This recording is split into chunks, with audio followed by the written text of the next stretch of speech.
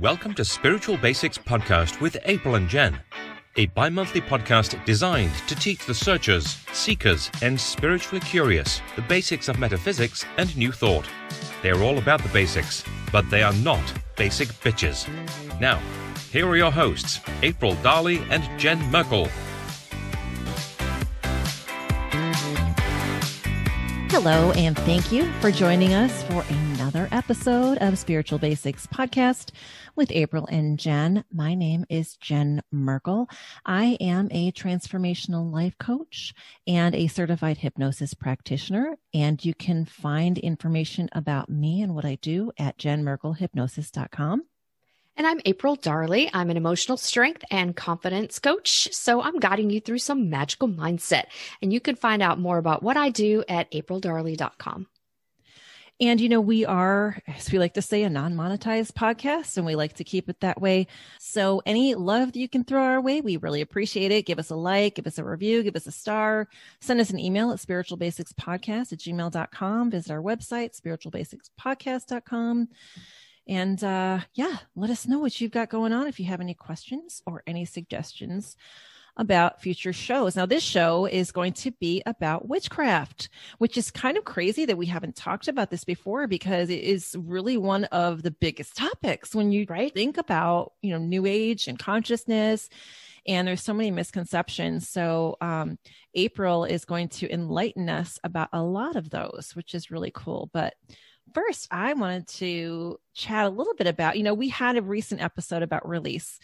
So recently I had April and another one of our friends over for just a little afternoon get together, and we did a release ceremony in conjunction with the solstice, the end of the year, all that kind of thing. And so the idea is something that I do every year anyway. So I basically invited April and our other friend Jackie in to come to join me and do it. And so we wrote on a piece of paper everything that we wanted to release. We all filled up those papers pretty well. You know, I usually do. And I feel like I could write forever. And at one point I'm like, okay, I got to stop now. So I had this big pot, you know, and I'm like, oh, this is fire safe. It's my, you know, stainless steel pasta pot, you know, that I don't hardly ever use because I don't cook pasta. But anyway, so I thought, oh, this will be perfect. And so we're like, okay, I'm first. So I went and I set my paper on fire, and it continued to smoke and flame and smoke. And I'm like, oh no, we have a problem here, because I've got sprinklers in my apartment and I didn't want everything to turn wet. I could almost see like all the fire alarms going off, all my neighbors get down to the hall and be like, what the heck is going on? And I'm like, oh man, no, it's okay. It's witchcraft causing a riot. So I just opened my door and we're like trying to fan all the smoke outside, but it still started coming in, right? Because it was warmer inside. So the air wanted to go to the warmer spot.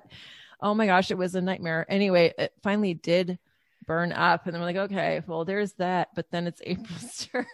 Right. So I double folded my paper instead of a single fold like Jen did. And that was a slow burn. And it's like that thing would just not burn. I'm like, you know what? It freaking figures.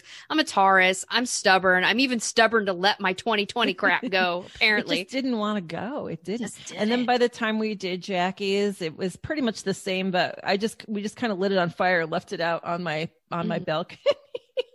Right. And it eventually burned up, and we eventually got everything. But, you know, it's funny too, because where I had done it, the first time I did that was about 2 years ago, 3 years ago. Gosh, I can't even remember now. But a couple of years back, I was going to a Unity church and they did that. But now I'm thinking about it, I'm like, oh, they use something called flash paper. And I guess flash paper burns up really quickly and without a lot of smoke. And it's like, well, at the time, I'm like, flash paper, I don't care, whatever. That's what magicians use, flash paper. Well, so I got to make sure I stock up on flash paper before I do that again, because yeah. And then the funny thing too, is we're just like, we had just done it. We're like, okay, that feels good. We released it all. And then all of a sudden the lights went out in my kitchen, just bam, went out. And I'm like, wait, what Then the ghost started to roll up in here. Right. But yeah, there was somebody there. There was a presence there. It was a very friendly presence. But at first, when that happens, you're like, oh no, what's happening now? We are going to stop talking, and all looked at each other like, oh, okay. Oh, I mean, we all knew it was about a ghost. Like, all of us are very intuitive. So Yeah, we're like, oh yeah. All right. Yeah. Part 2 of our rituals just, kicked in, right? It was a good time though. So what kind of witchy stuff do you have going on, April? Okay, so currently I have been getting this intuitive nudge to explore making witchy cocktails. And I blame this. If you've been a listener at the show, I've got Amazon Kindle and I've got the unlimited Kindle Unlimited right now, and I'm reading a lot of cozy books. So there's these witchcraft cozy books, right? So, and it's what do they call it? It's the kind of like the midlife magical genre, right? And some of these women are just meeting for a regular cocktail, like wine Wednesdays. So they have a cocktail, evening every week. Sure. And some of these characters are witches. Clearly and they this have a is, cocktail, outside of 2020 and social distancing, but yeah. So, and then I was like, oh, that just sounds so delightful, little witchy cocktails. So, but I've had some past lives that I just enjoy in Ireland where I was like a bar wench. So I think it's kind of connecting to that. And when I was a kid, I used to make potions out of water and leaves and, acorns and whatever. So I think it's really kind of connecting to that inner child delight. And so I'm checking about 3 books right now. And the first one is called Potions, Brews, and Elixirs. I can't remember the author of any of these books, but she's a TikTok and YouTube influencer, and it's very cutesy, sort of goth chick, just pink and gothy cutesy thing. Okay. The next one is called Blackthorn's Botanical Brews, and that one's got a lot of good educational stuff. And then the third one is called Witchcraft Cocktails, and that one's a bit fancier. That one's got pictures and it's got tarot cards and gemstones that go along with the cocktails as well, and cute names for the cocktails. So I'm trying to decide between those 3, but I'm getting really nudged. I'm getting ready to buy like a cocktail set, like a bartender cocktail set, and one of those books, and I'm going to make myself some witchy cocktails. Well, your friend Jen would love to come over and I know. sample those with you, as long as they don't have anything in them like juniper. So right. So Jen cannot have gin. That's the rule. Gin, no gin for Jen. For Jen. No. Right. So there is this beautiful gin that I will have to make on my own, but it's Empress 1908 gin, and it has butterfly sweet pea flower. So if you've seen that, it is this flower that turns your brew or your potion or your tea a blue or purple. Oh. And you can add some different types of acidity to it. So it can range all the way from pink to an indigo and anywhere in between. So you can really have fun with this gin, making your cocktails. I imagine you can probably do that with vodka too, right? So you can buy the flower. You can buy butterfly sweet pea flower separately to add to your cocktails. Oh, okay. But the Empress 1908 is made, it's like distilled with butterfly sweet pea flower. I thought you meant you were going to put it together. All right. But if you wanted to buy one of those flowers, where the heck would you even? Maybe a nice local herbalist shop if you've got one. You could probably ask Wendy Griffin from RDO. She'd probably know if they might even grow them themselves. Who knows? Right. So interesting. Yeah, it's a really cool little trick, butterfly sweet pea flower, to turn your potions anywhere from pink to blue to purple. So it's gorgeous. That's cool. Well, hey, speaking of witchy things, like I said, we are talking about witchcraft today. The reason why we chose this topic really is, again, because it's something that it's one of the major topics when it comes to consciousness and new age and new thought, but also because we were thinking about future things, and we had talked about having a guest who knows about hoodoo and some of the other types of religions. And I'm like, that's great, but we haven't even talked about witchcraft. So maybe we should do that. And April, like, her eyes lit up and she started salivating. And she's like, oh yeah, okay. I'm in charge of this episode, people. I know. I was like, well, I don't consider myself a witch, so it's all you. Right. So, and that's fine. I mean, I don't, just because of the way I approach my practice, I don't consider myself a witch. I do certain rituals, so there's some carryover there, but I don't do spells personally. But spiritual growth is an evolving thing, and talk to me a year from now and maybe I will. I don't know, but as of right now, I really don't consider myself that. But if you're new to spiritual practices, you may have had someone call you a witch, meant in a derogatory way. And I want to take a moment to go into the meaning of the word witch. So very briefly, there was a blog post. I follow, there's a medium called Amanda Lynette Meter, and she's actually somebody who I started listening to years ago when I was very, very early in my spiritual development. She actually had a podcast with her sister, which is now not even anywhere on the net that I could find, but it had so much great information. I just ate it up, like I soaked it up like a sponge. And anyway, so she has a blog, and she wrote this about the word witch. She said it's derived from the Old English word wit, and that refers to the mind as the seat of consciousness. So the word wit means keenness and quickness of perception or discernment. And the practice of witchcraft, it means you practice keen wisdom. So what Amanda, I'll quote her blog right now. She said, as someone who exercises skill in the making, in parentheses, craft, of the wisdom, in parentheses, wit, when someone calls you a witch, they have identified you as someone who is practicing the art of using your own wisdom. And quite honestly, if you define witch by that meaning, I guess I would be a witch, because that definitely does describe what I do. I actually kind of owe this episode to Jen, because if you go back and listen to our pagan episode, Jen surprised me on air by asking me a question of like, how do I identify? And I'm going to talk about something a little bit later called the witch wound. But I said during that episode, I was like Christian light or like Christian plus, because there is some ideals, some things that carry over. But it made me think after that episode. And I almost called her up the next day and said, can you delete that from the episode?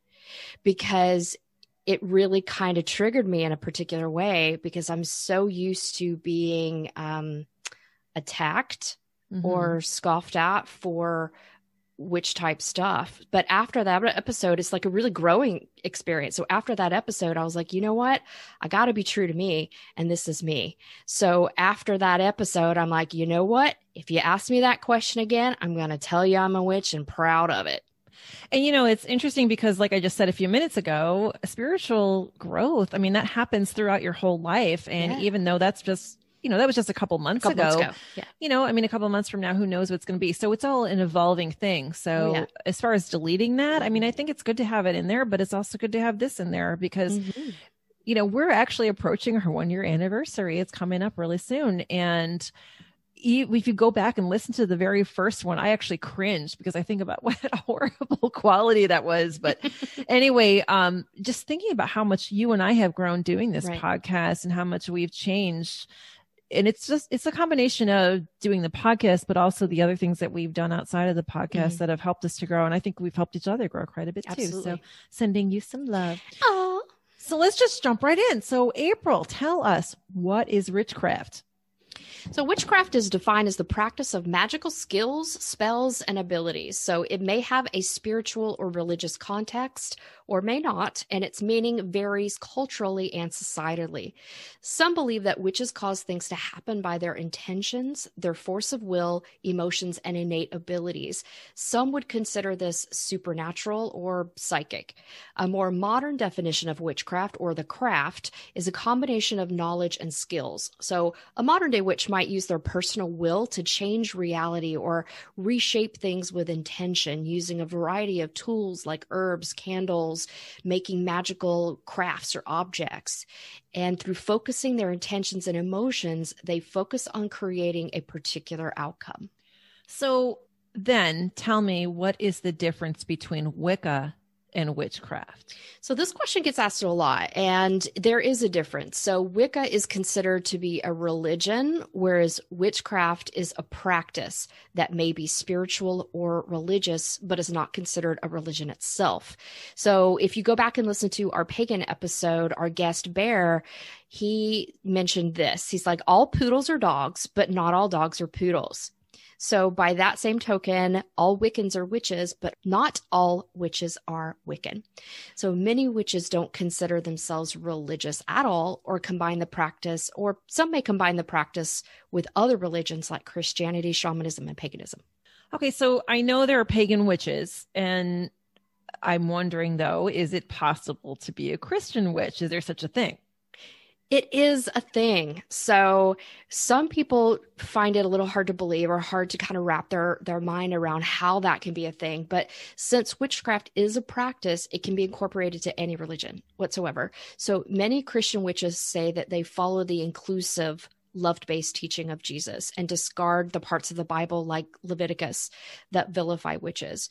And some scholars and witches even say that King James did not like sorcerers and witches. So a lot of that got really brought to the forefront because it does say something in there like, thou shalt not suffer a witch to live, that sort of thing. And if you go back to the old meaning of those words, they meant different things than we know of today. So like the term warlock means oath breaker or betrayal. So witches can be male or female, but a lot of male witches don't use the term warlock because it has that negative connotation attached. That's really interesting, because that is actually something I had been wondering for a while. I just didn't think to ask it as a question for the episode. So the people that we encounter in our businesses, you know, whether they're at the shows we are, the groups that we're in, or, you know, just what we do, there are a lot of men that practice witchcraft. And it never occurred to me, like,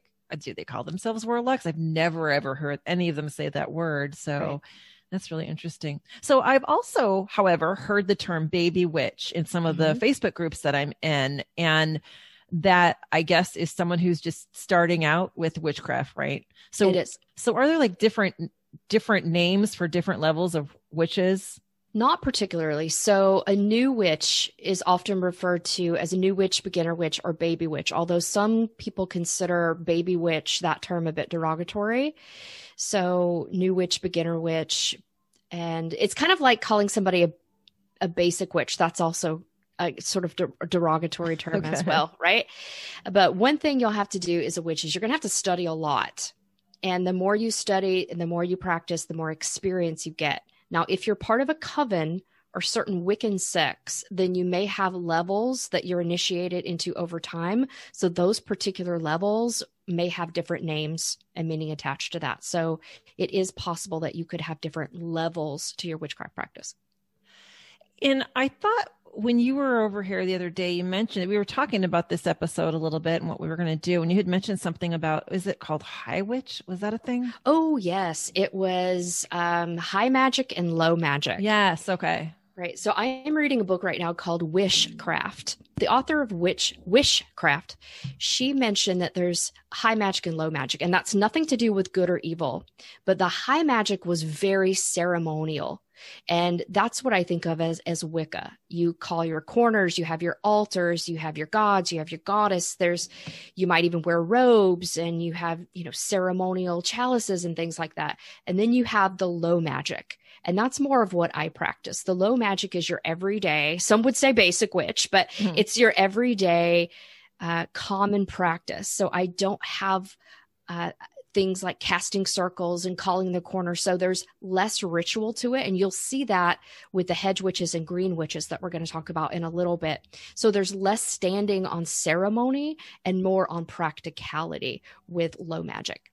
So the high magic is like what we see in the movies? Yes. And on the TV, right? Dramas and mysteries and crime shows and stuff like that. Right. And Hollywood, since you brought up Hollywood, a lot of that misconception is that witches are Satanists, right? So all those rituals where everybody's in a robe and there's an altar and all that, that would be high magic. Candles or whatever. Yeah. Low magic is me burning a cinnamon stick, and that's about it. So very different. I get emails from the Universal Life Church Monastery, which is where I received my certification for ministry. And this article, they actually just sent this in an email. It's so weird how things come together. I think the universe just wanted us to do this episode, right? Because it's like, here's something else. It's fun. But it brings up, even today, witches are persecuted. And what a hot topic that is, because it references someone who in 2015 actually murdered somebody. And because of his practice with witchcraft, the media like took off with it, and people were protesting, and they're like, oh my gosh, there's witchcraft here in Florida. Holy cow, this is horrible. And people are getting sacrificed and it's awful. But as it turns out, he was just upset that his mother cut him out of her will. So it had nothing to do with that practice, yet because it was attached to that, there was a huge uproar about it. So that was crazy. Yeah, back in the 80s, there was something called like satanic panic. It was really people being very paranoid that any kind of crime or whatever had witchcraft attached and Satanism attached. I grew up in Florida, so I remember that from the 80s. If there was anything that looked out of sorts, oh, it must be satanic and witchcraft and stuff. So the South is such a special place. I don't think it was just a Florida thing though, because I was living in Western New York at the time, and I remember that too. I think it's just, and I wonder if there were some movies or TV shows, maybe like, because you remember like we went through a vampire time, everybody's into vampires. Maybe that was the time when everybody's into witchcraft or whatever. Anyway, who knows? Yeah, Hollywood. So some common misconceptions about witchcraft that's a great lead in, is number one, that they worship Satan, right? So some witches might do that, but generally Satan is often considered a Christian concept, and many witches either don't believe in or recognize Satan or hell. So, you do have a sect of witches called Luciferian witches that do worship Lucifer. So for that, then yes, but generally witchcraft as a practice, that's not part of the practice. And there's a very old belief that witches worship Satan, and this led to the persecution and demonization of witches in the past. I have recently been asked, like recently as in last month, asked if I worship Satan and sacrifice babies and animals. Wait, say that last part again. Yep. Recently, as of last month, I've been asked if I worship Satan and sacrifice babies and animals. That's insane. Like, the South is a special place, y'all. It is special. Wow. And I thought someone calling me ungodly was bad. That's nothing compared to what you got. Oh my gosh. Know, right? That's wow. Crazy. Yeah. So, and I've experienced this piece, as some Christians will attempt to project their own beliefs onto those who practice witchcraft due to the Christian beliefs that witches are going to hell and they need to be saved, right? So you might have some very sweet, well-meaning people trying to save your soul from something you don't even believe in, right? So these projections can unfortunately cause one of two conditions. So the first one is called the witch wound. And this is discussed in a book called Witch by Lisa Lister. It's a really great book. But the witch wound refers to the fear that you will be physically or emotionally hurt by others due to your practices and beliefs. So this witch wound is, many people carry it from past life trauma, and it's from being related to being accused of, tortured, or killed for your witch practices, or even your herbalism or your midwifery practices. You were considered a witch if you were old or different or a loner, right? So this can lead to fears of letting others see your interests in healing, your energy work, working with crystals, herbalism, because people with this knowledge were accused of being a witch. It's almost like if you were a smart woman, independent, Beyonce-like in the Middle Ages, you were clearly a witch. I don't think that you have to have had that happen in your past life to feel that way. Because quite honestly, I mean, I don't talk about this stuff with my family because some of them are staunch Christians. And I know, I mean, I don't want to get into a debate or conversation with them. You know, if I'm over there for the holiday, I'm not going to talk about politics or religion or my spirituality. So, you know, just for that reason, it's not that I'm hiding from them, but I don't want to talk about it. And so I can they probably think I'm a witch, actually. Maybe they should listen to this episode to know that I'm not. Anyway, but yeah. So again, I certainly am completely on board with that, but I think you could still have that issue without having it as a past life too. Definitely.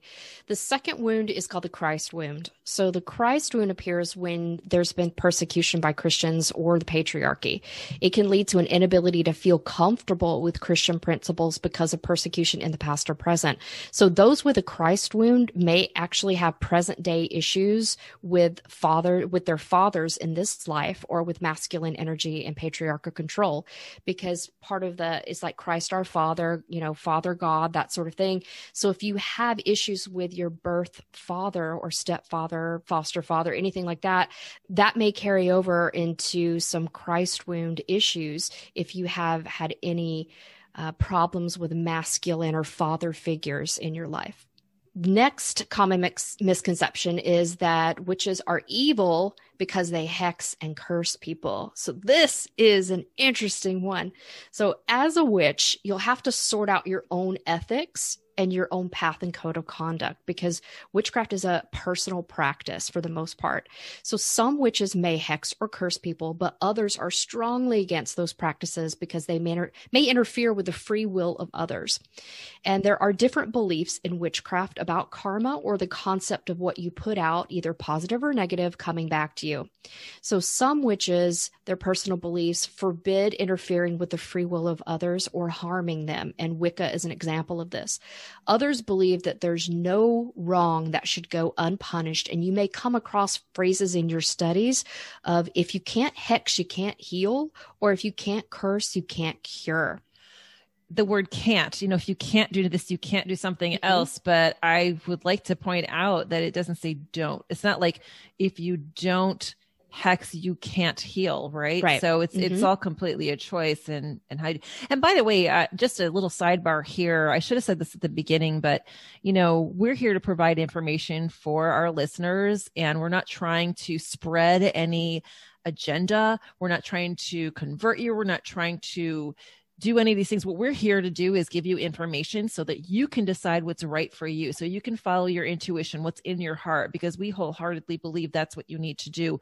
Even if it's completely different from what we do, we're here just to give you some little nuggets that maybe you can run with if they resonate with you. So sorry for the interruption, but I thought it was important to point out there. Absolutely. So bottom line is you get to choose the ethics of your craft. So I personally don't curse or hex. That's not part of my practice or belief system.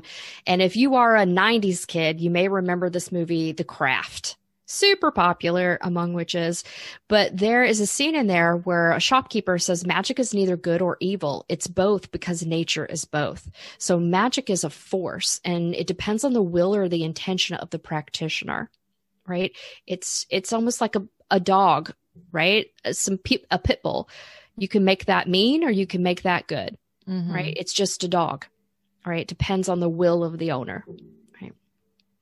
So another misconception is you need to be or act a certain way as a witch. So every witch is going to have an opinion about what constitutes being a witch and how you should practice the witchcraft. The same could be said about most religions. Sure. Yeah, absolutely. Yeah. There's a lot of parallel there. So you may come across people called gatekeepers, and these are naysayers that may chastise you for not practicing in a particular way. And if you are a new witch or beginner witch, you may make some mistakes just because you haven't done enough things in your studies yet.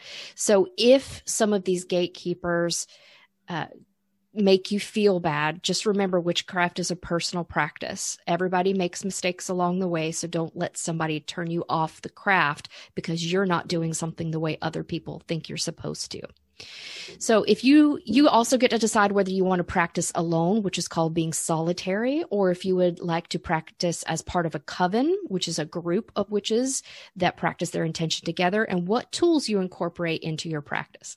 Yeah, 100%. You be you, boo. Always. So another misconception, especially with new witches, they may think they need a lot of tools to be a witch, and they have to get all the things and all the tools. So here's the thing. That is false. You do not need a lot of tools to be a witch. So your intention is the most important part about being a witch. You are the magic. So you don't need candles in every color, 100 different crystals, or an entire cupboard of herbs. So witchcraft is about honoring and respecting nature while manifesting your desired reality.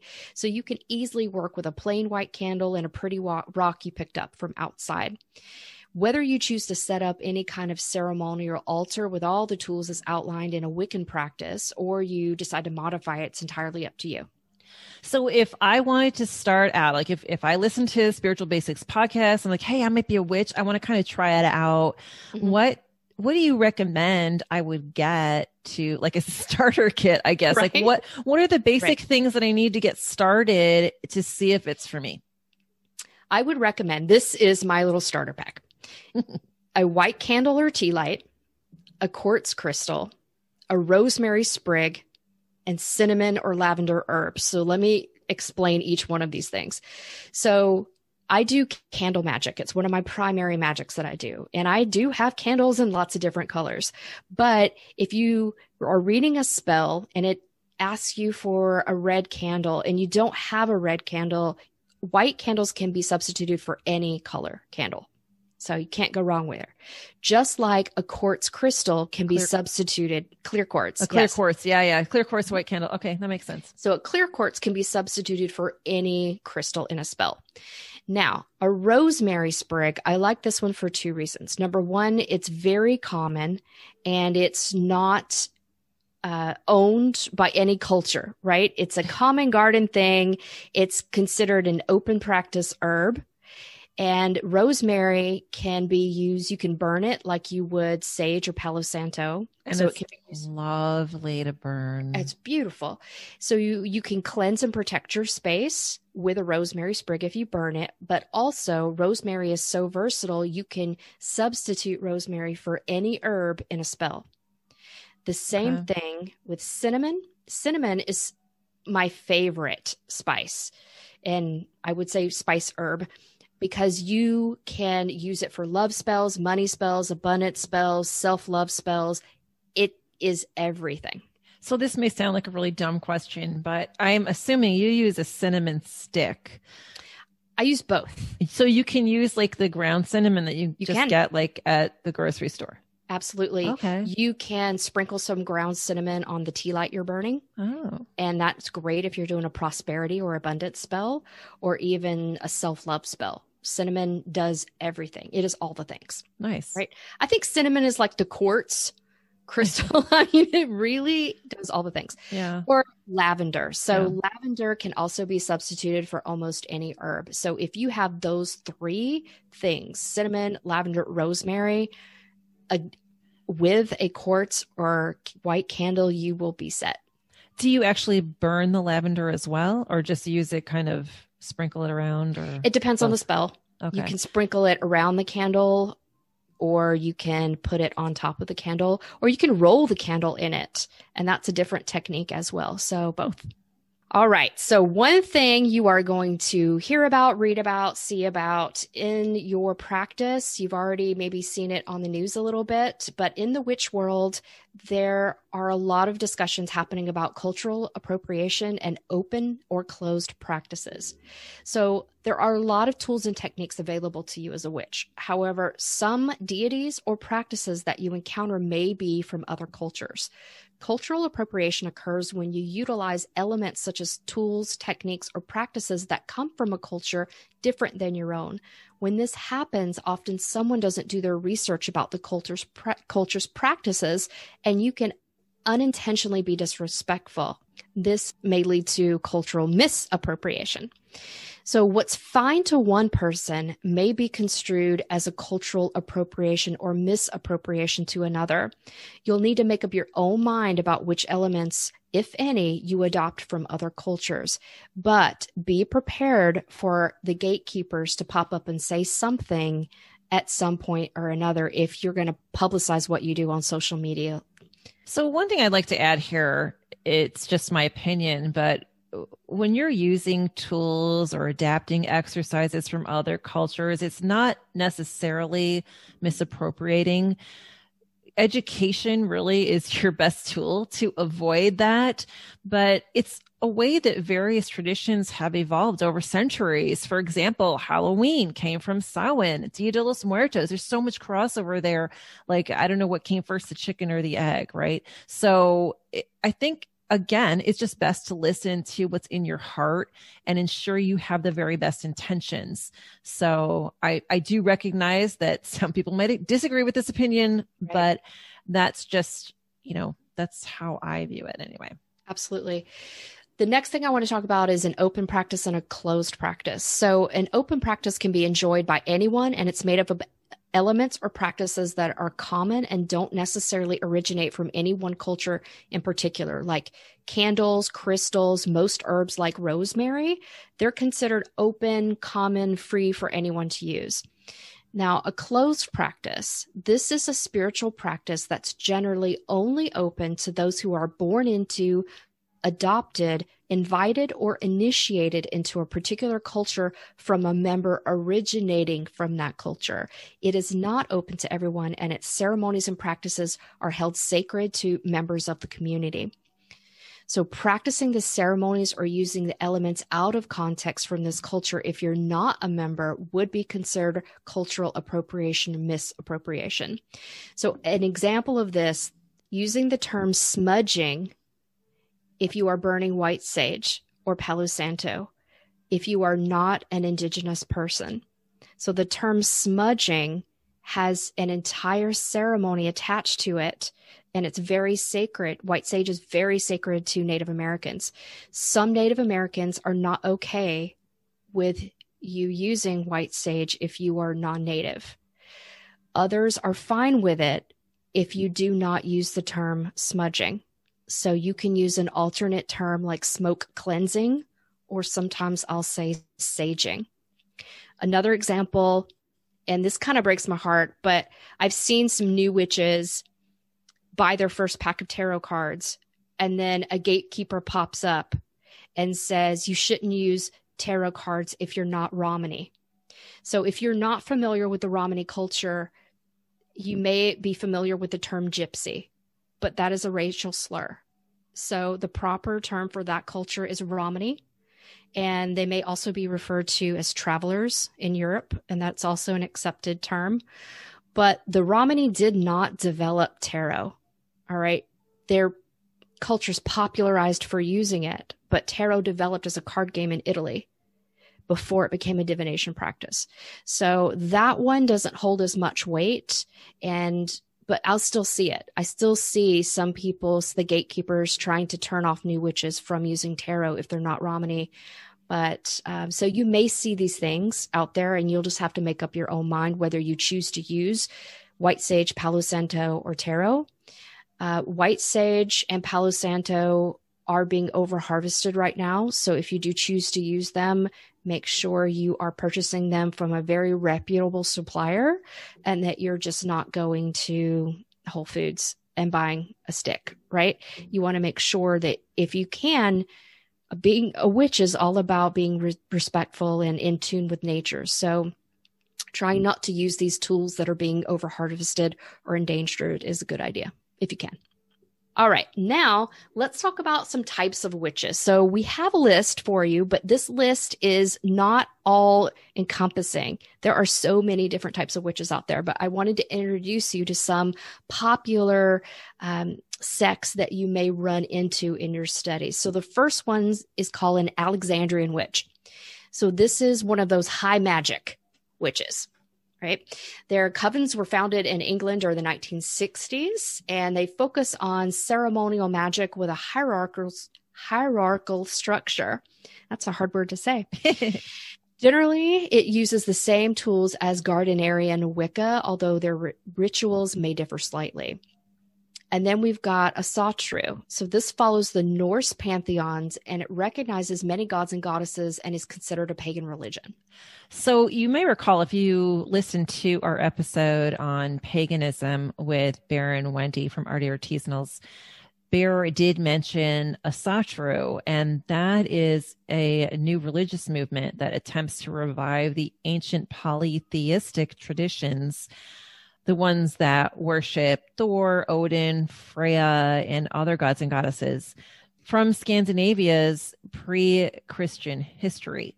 So again, you can reference that previous episode if you want to learn more about that type of paganism. You also have brujas or curanderas, and these are witches, healers, and medicine workers that follow Hispanic folk traditions. And a Celtic witch follows the Celtic pantheon. So practices are generally nature-based and may include elementals like fairies, and it's a popular form of paganism today. There's a Dianic witch, and this one is pretty interesting. So remember earlier we talked about witches can be male or female, but Dianic witches are a coven exclusively female. And that's because they primarily focus on worshiping the goddess in her three aspects of maiden, mother, and crone. It reveres the divine feminine and women only on that one. Sorry, guys. The next one is eclectic witch, and this is me. It's an individual who chooses elements from different traditions to create their own personalized practice. Next up is a Gardnerian witch. So Wicca is often derived from Gardner's teaching. So it's named after the founder, Gerald Gardner from England, and incorporates folklore and customs from English paganism, worshiping the horned god and goddess of nature. You have a green witch, the practice of nature-based and earth-based witchcraft using plants, herbs, and flowers for medicinal and magical value. Next up is a hedge witch. So you may see hedge witch and green witch, the terms used interchangeably, but they are slightly different. So a hedge witch follows a more shamanic path and may journey the worlds to act as a go-between spirit communicator. Hoodoo witch blends African American and Native American folk medicine and magic. A kitchen witch works primarily in the kitchen, making food, potions, or tinctures using herbs and nature-based ingredients. Shamans are a closed spiritual practice involving training and initiation. It combines the roles of healer, diviner, teacher, and spiritual counselor, through particular ceremonies and practices. A Thelemic witch uses spiritual philosophy developed by Aleister Crowley in the early 20th century. So through your witchcraft studies, you may come across Crowley a lot. And if you use tarot cards, you may see the Thoth deck, but he founded Order of the Golden Dawn, which is out there. And he coined the term magic with a K. So that's MAGICK to differentiate between the spiritual discipline and stage magic. And finally, we come to Wicca. So in 1939, Gerald Gardner claimed to have been initiated into a traditional witchcraft coven in New Forest, UK. So afterward, he began to write his own interpretations of ancient pagan witchcraft. From these beginnings came the practice known as Wicca, which is recognized as a modern religion today. It's a nature-based religion that worships an ultimate life force, call it what you will, god, goddess, source, or universe, and honors the male and female aspects of life. The god and goddess can have different names depending on the pantheon you choose, and celebrates the seasonal holidays on the wheel of the year as the full moons and new moons. So can you go over really briefly just a little bit about what the wheel of the year is about? I think we should do a future episode on it, but just like the definition of it so that people understand what it is. Sure. So if you go back to our paganism episode as well, we talked a bit about, but a lot of paganism, ancient witchcraft, even Wicca, they follow the wheel of the year because witchcraft or paganism was largely an agricultural practice. So the wheel of the year begins on Samhain or Halloween. That's almost like, which is New Year's Eve, if you want to look at it that way. So that's when the new year begins. The next is Yule, which comes around Christmas. Is that always on the solstice? Solstice, yeah. Right. You'll find that the different high holidays are called sabbats, and the full moons and new moons are called esbats. Okay. So the high holidays will often some of them will correspond to the equinoxes and the solstice. Okay. So yeah. Makes sense. But every couple of months, you'll have a new holiday, and that kind of corresponds to, you have one in the spring that corresponds with Easter, and that's about planting. And then in the summer, you begin to harvest. And then in the fall, the final harvest is in, and then you rest in the winter. And there are 8 sabbats, is that right? Don't ask me my math. That sounds about right. But well, yes. Also, I think it might depend on what type of witchcraft and paganism you practice. Because I was actually looking into this the other day because my Nordic roots are really starting to come through. And anyway, and there is a wheel of the year associated with that. And there are a couple different sabbats or holidays. So anyway, interesting. I think we should totally do that. Absolutely. In a future episode. That'd be fun. Perfect. Now, speaking of Wicca, there are 2 basic codes that Wiccans live by. So remember, not all witches are Wiccans, right? But all Wiccans are witches. So you have the Wiccan Rede, which is, and you harm none, do what you will. So basically that's, you're free to use your magic as long as you don't harm anyone. Now, self-defense is allowed.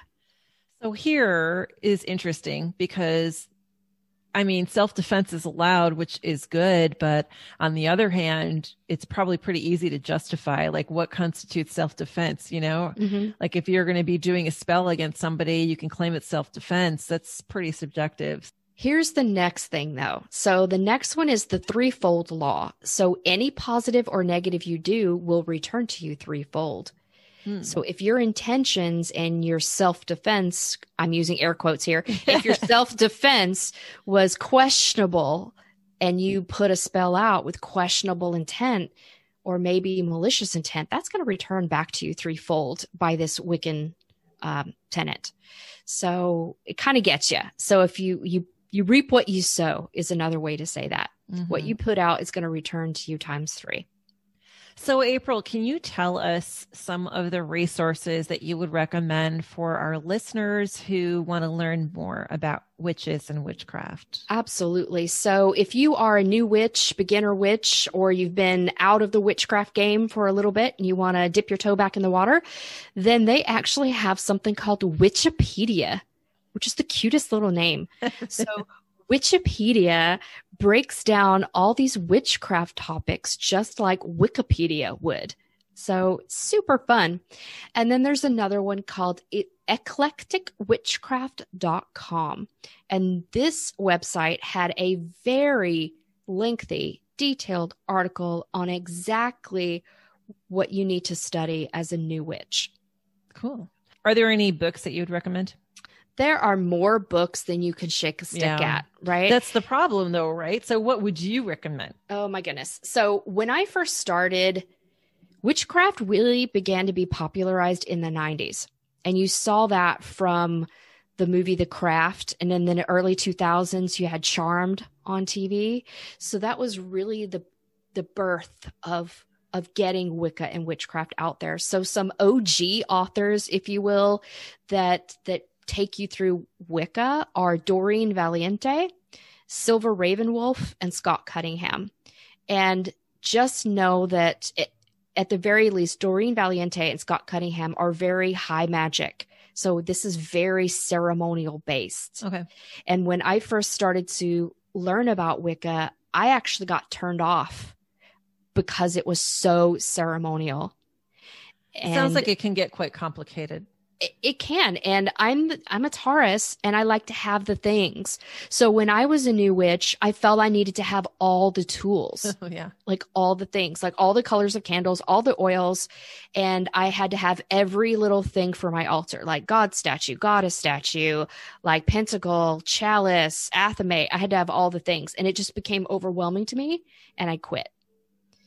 So that's one reason I practice low magic now, because it's more intuitive based magic. And as I've gotten older, I realize I don't need to have all the things, right?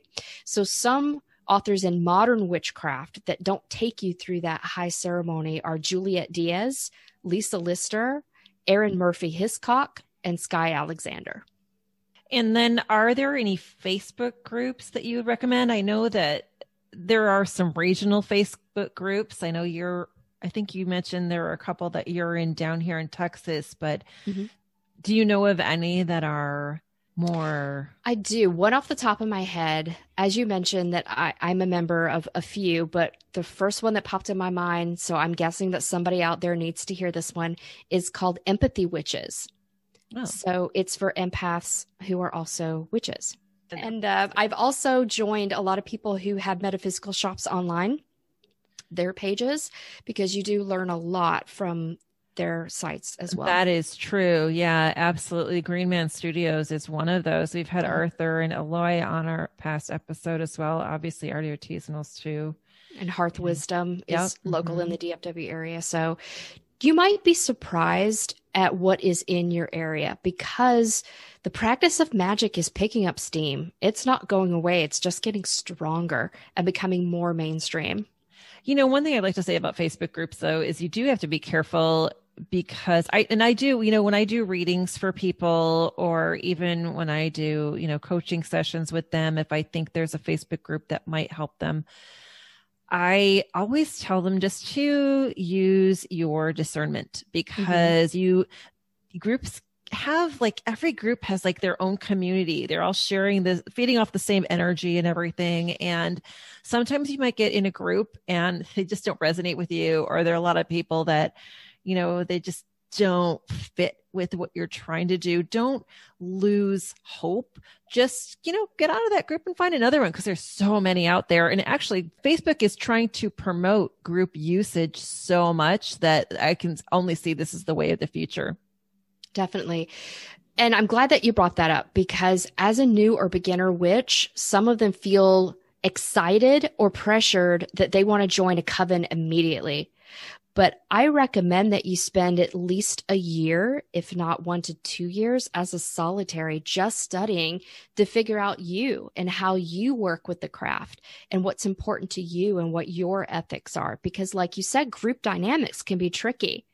And sometimes, I hate to say it, humans are humans, but some covens can be very predatory, or the end game of that coven doesn't match your personal integrity and ethics.